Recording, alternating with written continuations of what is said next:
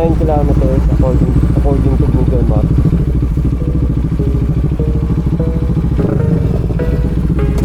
So breaking na yan.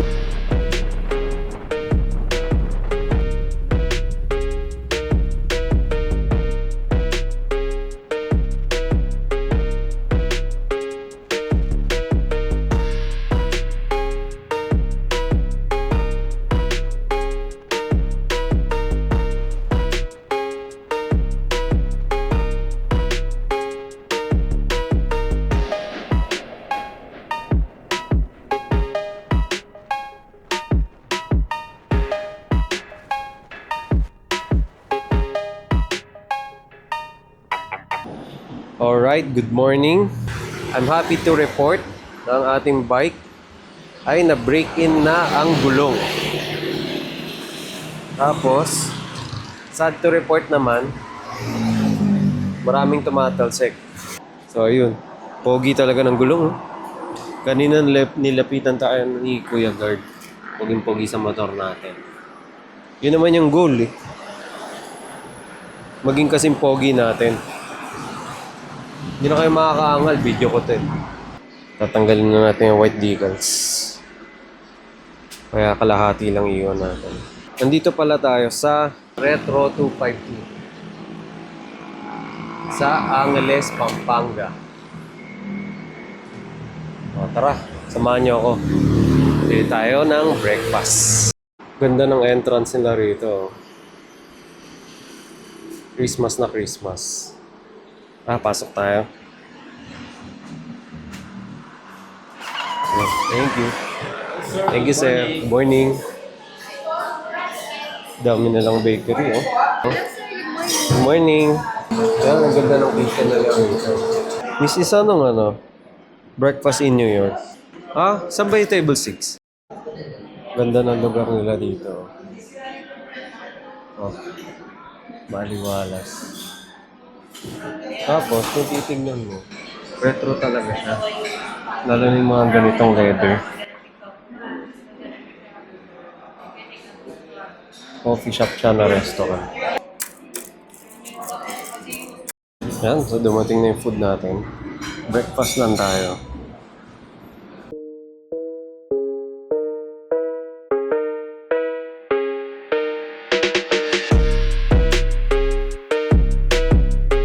Yan, aftermath. Masarap yung food. After pati yung drinks. Sinimot ko na kasi masarap eh. CR lang tayo, tas ibat na tayo.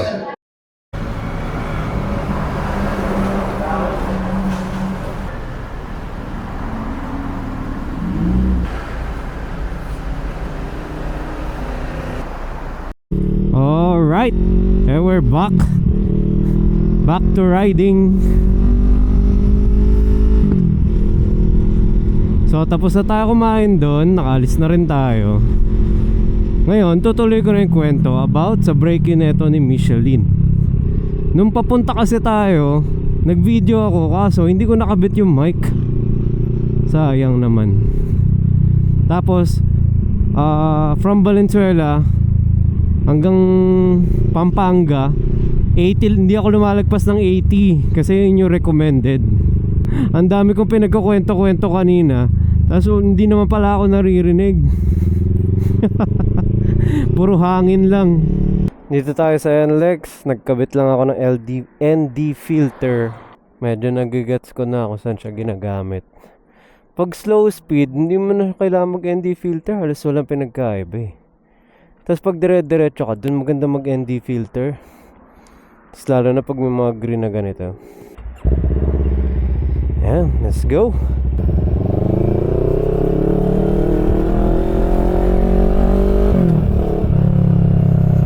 Ay, wala pala akong load. Shit.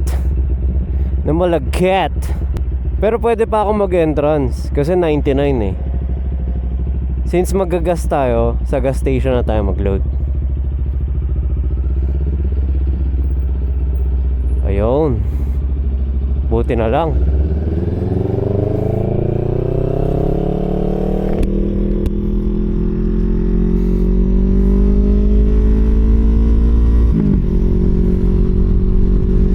Ito, minake sure ko ng nakakabit yung mic.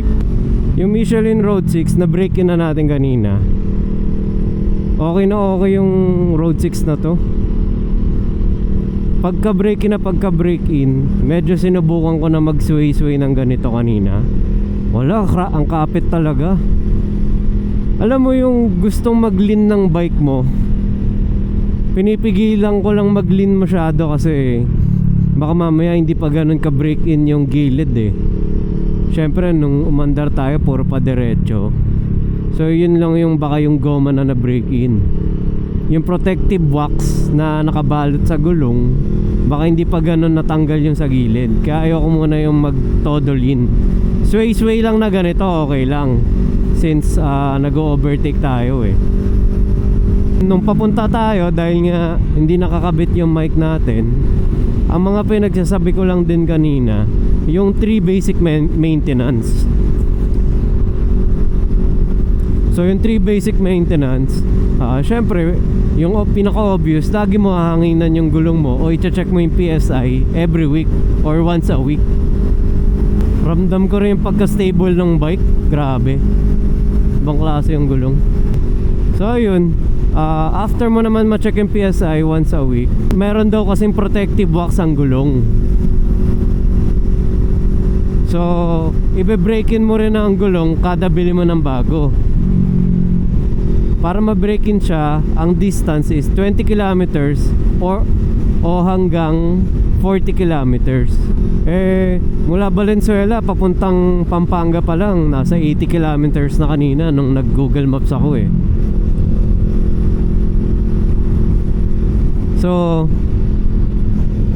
parang halfway pa lang nung biyahe ko, na-break in na siya.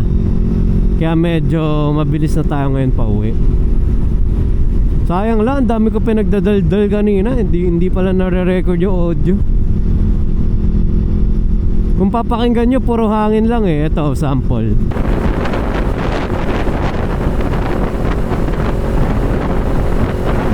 O diba? Tas sobrang daldal ko pa nun kasi ang bagal ko lang, nababagot ako. Salita lang ako ng salita. Nakakausap ko kayo. Mukha lang gago. Kailangan ko tandaan, magpapa-load ako sa GCash.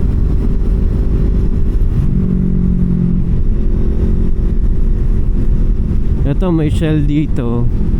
Pa-load na ako rito. Baka matagal lang pumasok yung easy trip eh. Usually may 1 to 2 hours bago daw pumasok yung load. Loadan ko muna yung RFID ko.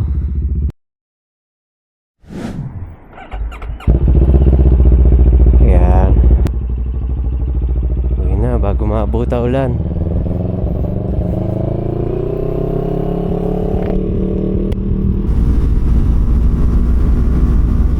Lamig. Yung lamig niya yung parang may parating na ulan. Tay tayo dyan. Sarap magmotor. So yun, na-share ko rin pala kanina na hindi ko nasuot yung earplugs ko nung papunta ako nung cafe. Ngayon, sinuot ko na, minake sure ko na. Ayun, mas nag-enjoy ako. Rinig ko pa rin naman yung motor. Rinig ko rin naman pag may bumubusina. Ang pinaka na-lesson talaga yung hangin. Yung ganon. Sobrang na-lesson yun. Yung kasi yung nakakapagod eh. Lalo na pag isang oras ka tuloy-tuloy na ganon. Tapos isa rin naman sa shinare ko yung neto, yung power ni 700 CLX Sport. Gustong gusto ko siya, lalo na nung una, nung all stock pa. Tapos after 3,000 kilometers, pwede na raw akong magpa-cat delete or catalytic delete. That way, hindi daw ma-void yung warranty.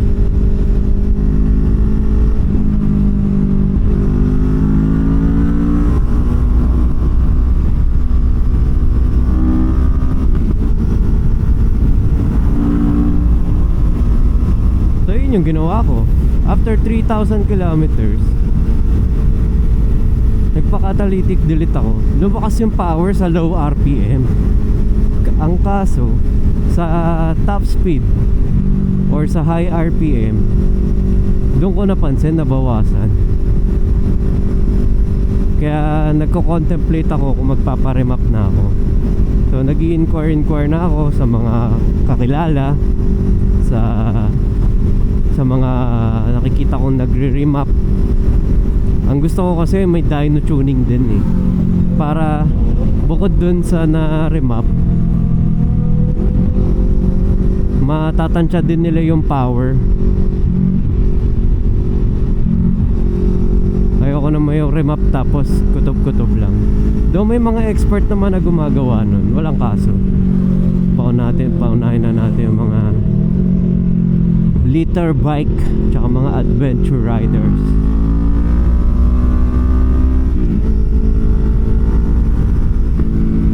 So yun, pag na-remap, ang balita ako, pag ganun daw, pwede ka nang lumagpas o umabot sa red line nitong motor.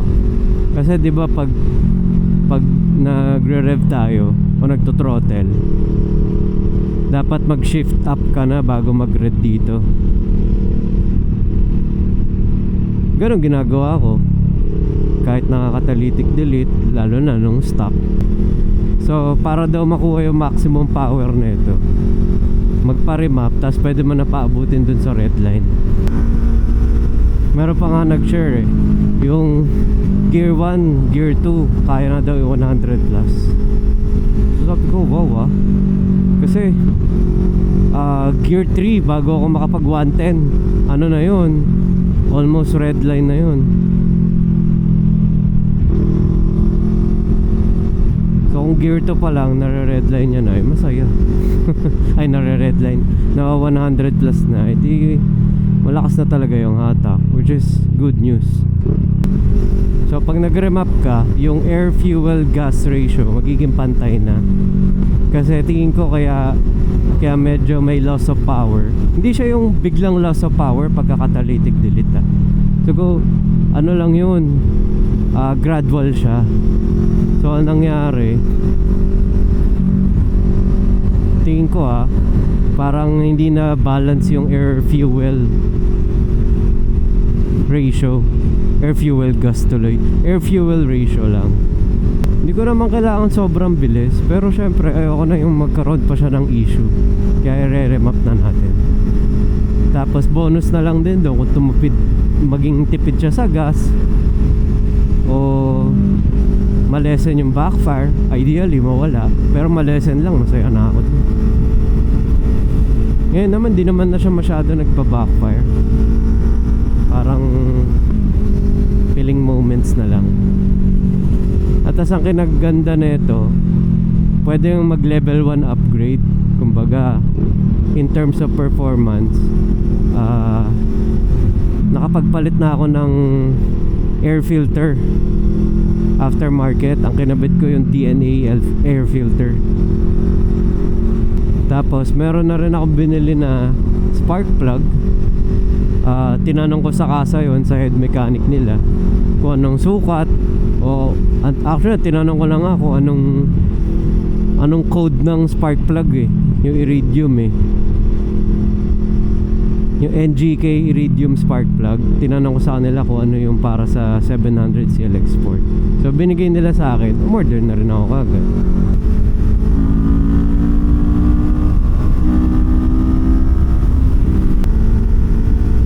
Dami na rin ako pinagawa for performance. So bukod sa air filter, yung forks, pati yung monoshock spring ko sa likod, pina-profiling ko na rin sa AV Moto. Kasi yun yung professional na pag-adjust eh. Talagang inaano nila sa weight mo, naka full gear ka, ganyan, i-adjust nila sa bigat mo. Kaya nagtataka ako sa kasa eh, nung nilabas ko to. Syempre brand new, tapos orientation Parang basta ituturo sa'yo kung paano gumagana yung bike, tas ano yung mga iwasan, overheat, ganyan-ganyan. Tapos sinabi sa akin nung agent, doon ko nalaman na hindi niya alam lahat eh. Sabi sa akin, "Sir, sinet na namin yan ha, kahit di mo nagalawin." So parang ako, sinunod ko siya for a few months kasi hindi naman ganun karami alam ko. Pero nung natandaan ko, nung naka-Aerox pa ako, bumili ako ng Racing Boy na rear shock. Tinutune siya sa bigat ng rider para maano mo yung rider sag. Iba-iba pa nga tune yun eh. Pwedeng pang track. So pag pang track medyo matigas, pag touring yun yung medyo malambot. Kaya nagtaka ako doon sa sinabi ng in-adjust na namin. Kahit hindi nila tinatanong yung bigat ko, na-adjust na daw nila para sa akin.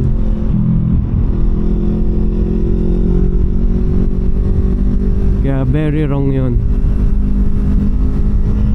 Sana naman yung mga ahente bago sila magbigay ng ganung salita, para safe din sa mga rider na hindi pa ganun ka-knowledgeable sa shocks ng motor nila. So maganda may konting research yung sinasuggest nila, diba? O kaya wag na lang sila mag-suggest at all, para hindi mapanatag sa mali. By the way, bumalik pala tayo sa sa lumang mic ko, yung hindi na wireless. Nabili ko lang to sa Shopee eh. Limutan ko tawag eh. 500 lang ata ito. Eh yung wireless ko kasing mic na Hollyland Lark M2, hindi siya ubra pag nandito sa loob ng helmet eh. I mean, gumagana siya pero hindi siya yung malinis yung quality. Distorted, may distortion siya pag pag masyado malapit yung mic sa bibig mo. Eh syempre pag naka-helmet ka, konti lang yung space mula sa bibig mo hanggang sa mic. Talaga nakatutok na siya. Magagamit ko pa rin naman siya, hindi nga lang sa loob ng helmet. Meron ako isang nakitang wired na na mic, Racing Boy. Parang yun din yung ginagamit ni Domamoto PH, naka XSR 900. Eh so far okay naman yung boses niya, quality naman. Yung wind noise hindi naman malala kasi minimal lang. Rinig pa yung motor niya, yung kinaganda dun. Tapos yung voice quality niya nandun. Maliban na lang kung maganda boses niya, Shoutout Domamoto. Yun, fellow retro rider. Mahilig kami sa retro eh. Bala ko rin bilhin yun, yung Racing Boy. Actually hindi siya racing eh, Racing Boy. Tagalog na Tagalog. Local yung gumawa kaya siguro medyo affordable compare sa mga Purple Panda ganun.